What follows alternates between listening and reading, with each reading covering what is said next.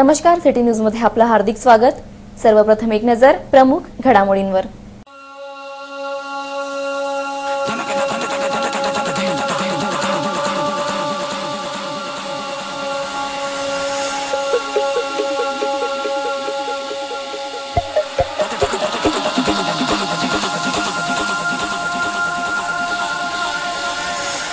Akola railway स्थानकात फक्त model स्टेशनचा दर्जा, सुविधांपासून मात्र प्रवासी वंचित।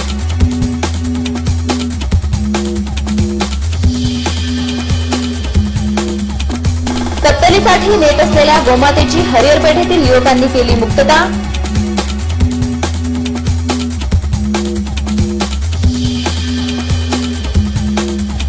तब्बल 2 तास भौरद रेल्वे गेट बंद राहिल्याने हजारो वाहने खोळंबली।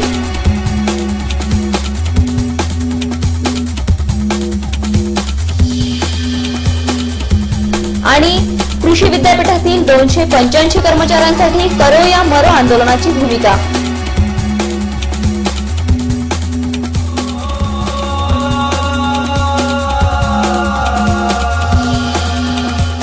आणि आता सविस्तर बातम्या। अकोला रेल्वे स्थानकास मॉडेल स्टेशनचा फक्त दर्जा मिळाला, मात्र औपचारिकता पूर्ण न करण्यात आल्यामुळे येथे अनेक समस्या विद्यमान असून त्याचा प्रवाशांना त्रास होतो। अकोला रेल्वे स्थानकाला जरी मॉडेल रेल्वे स्थानकाचा दर्जा प्राप्त झाला असला तरी या ठिकाणी मॉडेल स्टेशनची औपचारिकता पूर्ण करण्यात आलेली नाही, त्यामुळे या रेल्वे स्थानकाला समस्येने ग्रासले आहे। मॉडेल रेल्वे स्थानकाची विशेषता असते की हे रेल्वे स्थानक दोन्ही बाजूने सुसज्ज असावे। अकोला रेल्वे स्थानकाच्या मुख्य प्रवेशद्वाराजवळ सर्व प्रकारच्या सुविधा आहेत, परंतु अकोटफैलकडे येणाऱ्या रेल्वे स्थानकाच्या दुसऱ्या गेटवर मात्र कोणत्याही प्रकारची सुविधा नाही। मीटर गेज रेल्वेमधून येणारे प्रवासी रेल्वे स्थानकाच्या दुसऱ्या गेटवरून प्रवेश करतात, कारण रेल्वे स्थानकाच्या मुख्य प्रवेशद्वारापासून मीटर गेज रेल्वे प्लॅटफॉर्मवर पोहोचण्यासाठी मोठे अंतर पार करावे लागते। मॉडेल रेल्वे स्थानकाच्या दृष्टिकोनातून या ठिकाणी दुसरे स्थानक तर बनविण्यात आले, परंतु रेल्वे स्टेशन पर्यंत येण्याकरिता रस्ते मात्र बनविण्यात आले नाहीत। या ठिकाणी पथदिवे लावण्यात आले, परंतु यावरील दिवे कधीही जळत नाहीत। या ठिकाणी वाहन पार्किंगचे ठिकाणही बनवण्यात आले नाही। या परिसरात सुरक्षेच्या दृष्टिकोनातून कोणतीही उपाययोजना करण्यात आली नाही। मीटर गेज रेल्वे स्थानक पूर्णतः दुर्लक्षित आहे, त्यामुळे मॉडेल रेल्वे स्थानकाच्या दर्जावर संशय व्यक्त होत आहे। रेल्वे वरिष्ठ अधिकाऱ्यांनी याकडे गंभीरतेने लक्ष देऊन प्रवाशांना सुविधा उपलब्ध करून देण्याची अपेक्षा व्यक्त होत आहे। हरिहरपेठ परिसरातील नागरिकांनी 2 गायी व 2 बछड्यांची अवैधरित्या कत्तलीसाठी नेणाऱ्या कसायापासून सुटका करून त्यांना जीवनदान दिले। यावेळी आरोपी मात्र पळून जाण्यात यशस्वी झाले। अकोला शहरासह जवळपासच्या ग्रामीण भागात दुधाळ जनावरांची अवैधरित्या कत्तल करण्यात येते। शनिवार दिनांक 23 जुलै रोजी अशा आशयाचे वृत्त सिटी न्यूज मधून प्रसारित करण्यात आले होते। पातूरमध्ये एका आरोपीस पकडण्यात आले। रविवार दिनांक 24 जुलै रोजी हरिहरपेठ परिसरात 2 गायी व 2 वासरांना संशयास्पदरित्या नेण्यात येत होते। यावेळी स्थानिक नागरिकांना संशय आला व त्यांनी ही जनावरे घेऊन जाणाऱ्या लोकांना हकलले असता 2 गायी व 2 बछड्यांना सोडून ते लोक पळून गेलेत। त्यामुळे हरिहरपेठ परिसरात खळबळ उडाली। घटनेची माहिती मिळताच जुने शहर पोलीस स्टेशनचे पथक घटनास्थळी पोहोचले। एका इसमाने 2 गायी व तिच्या बछड्यांना 9,000 रुपयात विकले होते। विकत घेणारे मात्र सदर जनावरांना कत्तल करण्यासाठी नेत होते। स्थानिक नागरिकांच्या लक्षात हा प्रकार आल्यावर त्यांनी या जनावरांना कसायाच्या हातातून सोडवून त्यांना जीवनदान दिले।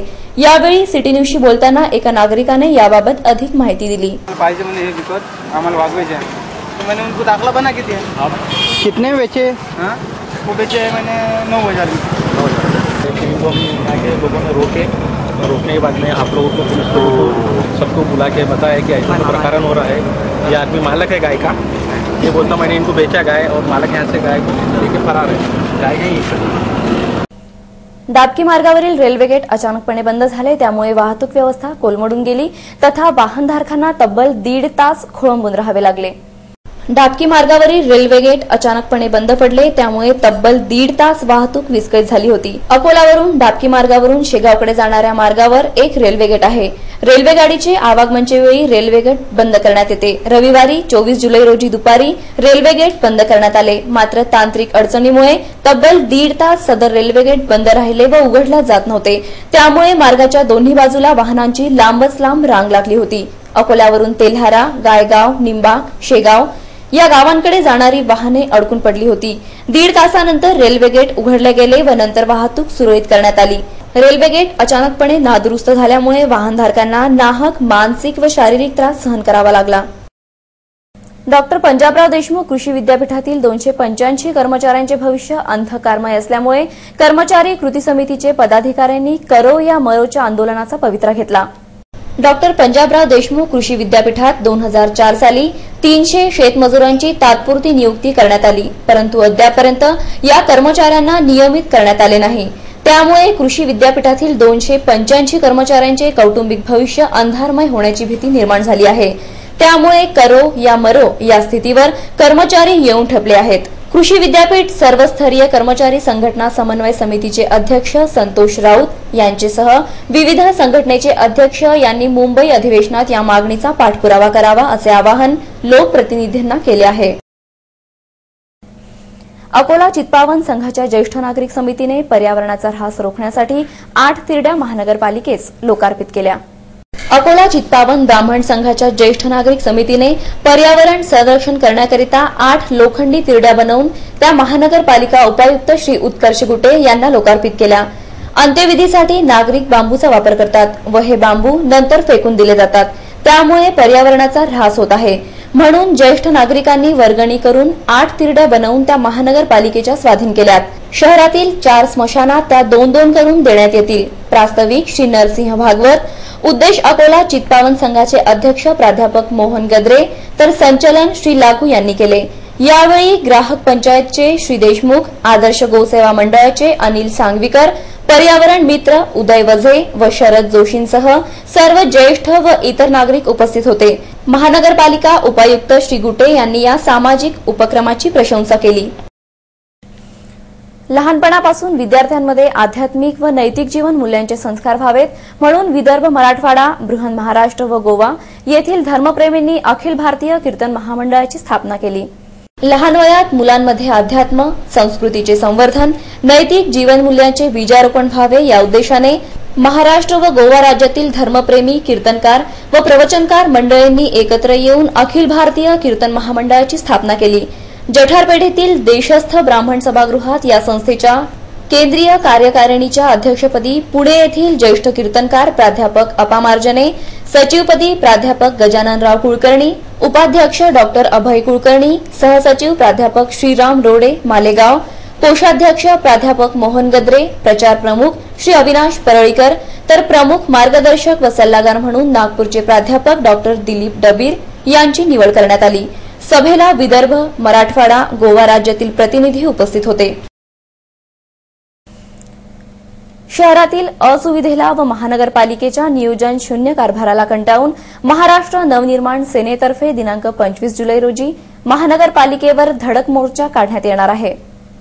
महानगरपालिकेच्या अक्षम्य कारभाराला कंटाळून महाराष्ट्र नवनिर्माण सेनेचे जिल्हाध्यक्ष श्री विजय मालुकार व नवनिर्वाचित महानगराध्यक्ष श्री उल्हास उर्फ बापू कुलकर्णी यांच्या नेतृत्वात झोपी गेलेल्या महानगरपालिकेला जागे करण्याकरिता सोमवार दिनांक 25 जुलै 2011 रोजी मोर्चा नेण्याचे आवाहन श्री विजय मालुकार व श्री बापू कुलकर्णी यांनी कार्यकर्ते व पदाधिकारी मेळाव्यात बोलताना केले। समाजातील दुर्बल घटकांसहित स्त्रिया व मुलींसाठी एक आधार म्हणून मनसे कार्यकर्ता वाटावा व दुर्जनांना ठेचून काढण्याचे कार्य यापुढे पक्षाच्या वतीने केले जाणार असल्याचे श्री बापू कुलकर्णी यांनी सांगितले। यावेळी जिल्हा उपाध्यक्ष श्री नकुल ताथोड व शहर उपाध्यक्ष श्री सचिन नवले, शहर उपाध्यक्ष श्री राकेश शर्मा यांनी कार्यकर्त्यांना मार्गदर्शन केले।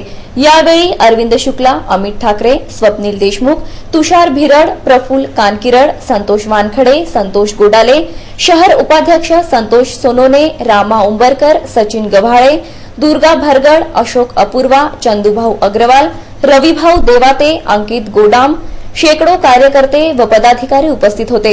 यावेळी दिनांक 25 जुलै 2011 रोजी सकाळी 11 वाजता सर्किट हाऊस ते महानगरपालिकेत जाण्यासाठी धडक मोर्चात कार्यकर्त्यांनी मोठ्या संख्येने उपस्थित होण्याचे आवाहन श्री विजय मालुकार व बापू कुलकर्णी यांनी केले। विश्व कल्याणासाठी न्यू तापडिया नगरातील श्रीनाथ शक्तीपीठात 1 ते 13 जानेवारी 2012 या काळात अतिसौर महायागाचे आयोजन करण्यात आले आहे।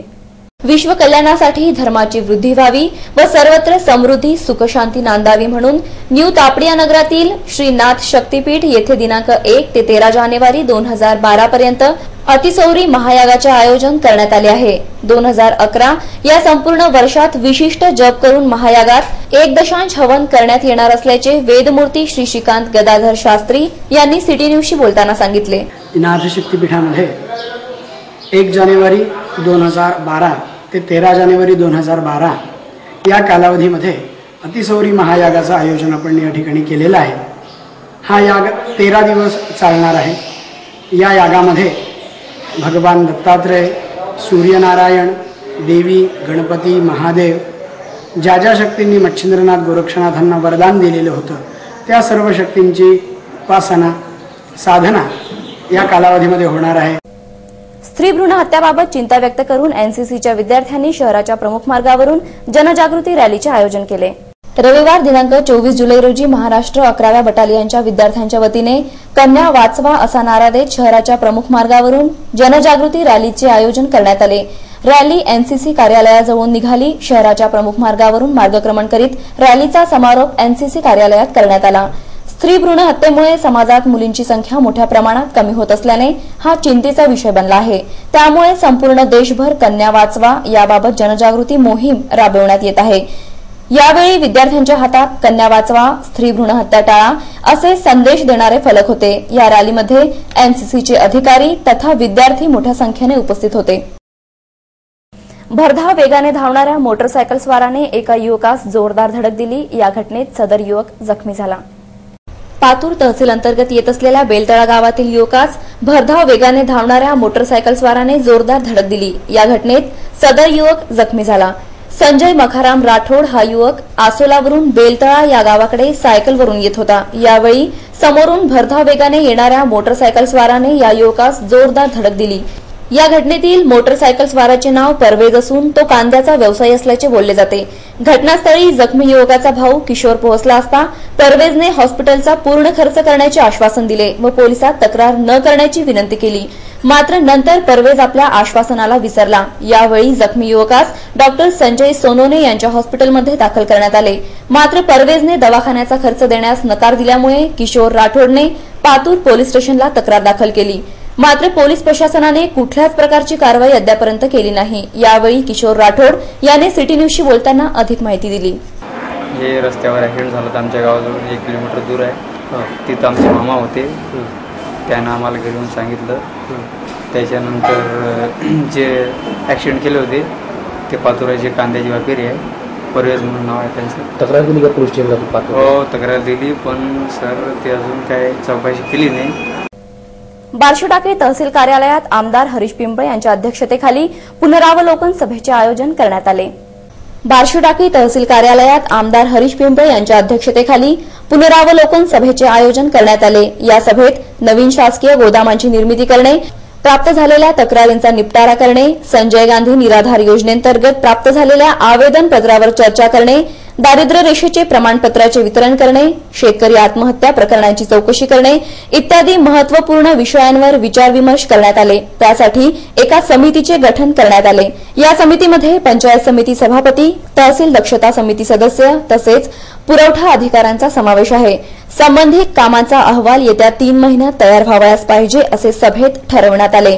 सभेसाठी तहसीलदार युझेड चौहान, नायब तहसीलदार दीपक बुलबुले, नायब तहसीलदार पूजा माठोडे, सभापती सुजाता निकोसे तथा अधिकारी व कर्मचारी मोठ्या संख्येने उपस्थित होते। शेगाव तालुक्यात अतिवृष्टीमुळे शेतकऱ्यांच्या पिकाचे नुकसान झाले, त्यामुळे त्यांना नुकसान भरपाई मिळावी तथा घरांची पडझड झालेल्या नागरिकांना अनुदान मिळावे आदी मागण्यांचे निवेदन यावेळी तहसीलदारांना देण्यात आले। शेगाव तहसील कार्यालयाचा कारभार रामभरोसे सुरू असल्याने नागरिकांना मात्र प्रचंड त्रास सहन करावा लागतो। शेगाव तथा आसपासच्या गावात 13 जुलै रोजी झालेल्या अतिवृष्टीमुळे मोठ्या प्रमाणात पिकांचे नुकसान झाले, त्यामुळे शेतकऱ्यांना दुबार पेरणीच्या संकटांचा सामना करावा लागला। यावेळी सांगवा, एकफळ, तिव्हान बुजुर्ग, तिव्हान खुर्द, टाकळी धारव या गावातील शेतकऱ्यांना दुबार पेरणीचा सामना करावा लागला। नुकसानग्रस्त शेतकऱ्यांनी शेगाव तहसीलदारांना एक निवेदन दिले। यावेळी तहसीलदारांनी शेतकऱ्यांशी संवाद साधला। कोणीही सर्वेमधून दुर्लक्षित राहणार नाही। याची प्रत्येकाने काळजी घ्यावी आणि घरोघर सर्वे करून त्याचे अहवाल त्वरित आपल्याकडे तहसील कार्यालयात सादर करावे. त्याप्रमाणे आपण जे काही ज्यांचे घरं पडले किंवा काय पडलं, जे काही असतील काही नुकसान झालं, अशा बाबतीत आपण तातडीमध्ये त्यांना देणे शक्य होईल. त्यासाठी सर्व तलाठ्यांना आपल्या तालुक्यातल्या सर्व सूचना दिलेल्या आहेत आणि या सर्व लवकरच पूर्ण होऊन आपण मदत कार्य सर्वांना पुरेपूर करणार आहोत. अतिवृष्टीमुळे केवळ पिकांचेच नव्हे तर काही शेतकऱ्यांच्या घराचेही नुकसान झाले आहे. त्यामुळे घरांची झालेली पडझड पाहता शेतकऱ्यांच्या पुनर्वसनाची सुद्धा मागणी यावेळी करण्यात आली. मुसळधार पाऊस पडला रात्री, त्याच्यामुळे नद्यांना महापूर आले आणि तिवाण, टाकळी, सांगवा, एकफळ या गावामध्ये पूर्ण गावात पाणी घुसल्यामुळे त्या लोकांचं थोडं नुकसान झालं. शासनानं तात्पुरता सर्वे केला, पण त्या लोकांना आतापर्यंत कोणत्याच प्रकारची मदत मिळाली नाही. म्हणून त्या लोकांना तात्काळ मदत मिळावी यासाठी आम्ही तहसीलदार साहेबांना निवेदन दिलं. अतिवृष्टीमुळे ज्यांचे नुकसान झाले त्यांचा सर्व्हे करून गरजूंना नुकसान भरपाई देण्यात यावी अशी मागणी यावेळी करण्यात आली. जे तिथे राहत असलेले लोक आहेत त्यांची जी जीवितहानी झालेली आहे किंवा जे काही त्यांच्या घराची पडझड झालेली आहे, तर याकडे तहसीलदार साहेबांनी तिथे त्वरित जाऊन संपर्क साधून त्या लोकांना राहण्यासाठी योग्य ती अशी व्यवस्था करावी आणि त्यांना जी काही आपल्या सरकारकडून मदत द्यायची असेल ती त्यांना त्वरित व तात्काळ मिळविण्यात यावी. यासाठी तसं जर झालं नाही, त्या लोकांना जर काही झालं नाही, तर आम्ही पूर्ण आमच्या महिला आघाडीच्या वतीने पूर्ण जिल्हाभर हे आंदोलन छेडणार आहे. तहसील कार्यालयात तालुक्यातील प्रत्येक नागरिकांच्या समस्या सोडवण्यात येतात. त्यामुळे तालुक्यामध्ये तहसील कार्यालयाला सर्वाधिक महत्त्व प्राप्त झाले आहे. मात्र शेगाव तहसील कार्यालय राम भरोसे चालत असल्यामुळे एक दिवसाच्या कामासाठी नागरिकांना आठवडाभर कार्यालयात हेलपाटे मारावे लागतात. तहसील परिसरात सर्वत्र घाणीचे साम्राज्य निर्माण झाले असून या ठिकाणी डुकरांचा हैदोस सुरू असतो. संबंधित विभागाने याकडे गांभीर्याने लक्ष देणे गरजेचे आहे. आता पाहूया पातूर आणि परिसरातील काही घडामोडी. शहराला अतिक्रमण तथा गर्दीपासून वाचवण्यासाठी आठवडी बाजाराची व्यवस्था करण्यात येते. आठवडी बाजारासाठी सिमेंटचे ओटे तयार करण्यात येतात. त्यावर दुकानदार आपली दुकाने लावतात. यावेळी पातूर शहरात सुद्धा आठवडी बाजारातील ओट्यांचे निर्माण कार्य करण्यात आले. मात्र बाजाराच्या साफसफाईकडे लक्ष देण्यात आले नाही. परिणामी बाजारात जागोजागी कचऱ्यांचे ढीग साचले असून सर्वत्र घाणीचे साम्राज्य निर्माण झाले आहे. ओट्यांच्या बाजूला गवत उगवलेले आहे, त्यामुळे ओट्यांवर दुकान लावणे कठीण झाले आहे. साफसफाईसह मूलभूत सुविधा दुकानदारांना मिळाल्यास बाजारात पूर्वीप्रमाणेच खरेदी विक्रीची गर्दी पाहावयास मिळणार. पातूर मार्गावरील चांदणी फाट्याजवळ बहापूरकडून येणाऱ्या एका ट्रकने ट्रॅक्टरला जोरदार धडक दिली. यामध्ये ट्रॅक्टरचे मोठ्या प्रमाणात नुकसान झाले. सुदैवाने जीवितहानी झाली नाही. विशेष बाब म्हणजे क्षतिग्रस्त झालेला ट्रॅक्टर 2 दिवसांपूर्वीच खरेदी करण्यात आला आहे.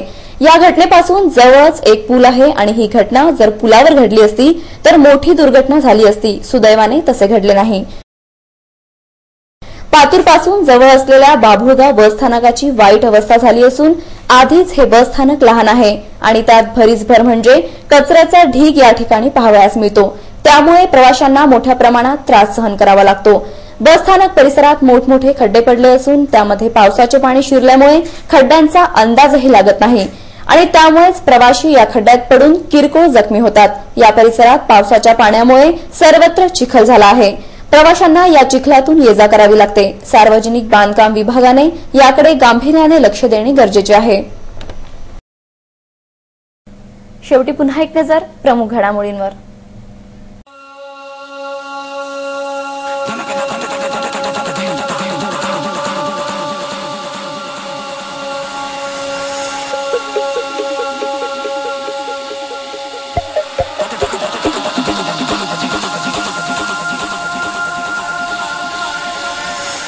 अकोला रेल्वे स्थानकात फक्त मॉडेल स्टेशनचा दर्जा, सुविधांपासून मात्र प्रवासी वंचित.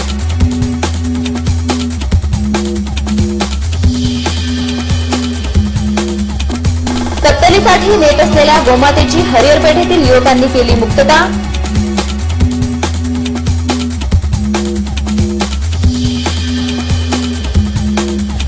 तब्बल 2 तास भौरद रेल्वे गेट बंद राहिल्याने हजारो वाहने खोळंबली.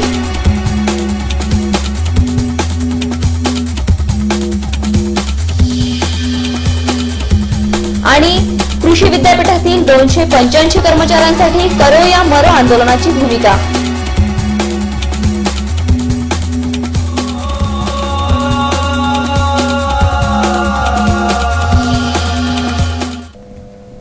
पुन्हा भेटूया शहर आणि परिसरातील ताज्या घडामोडी व अधिक माहितीसह. नमस्कार.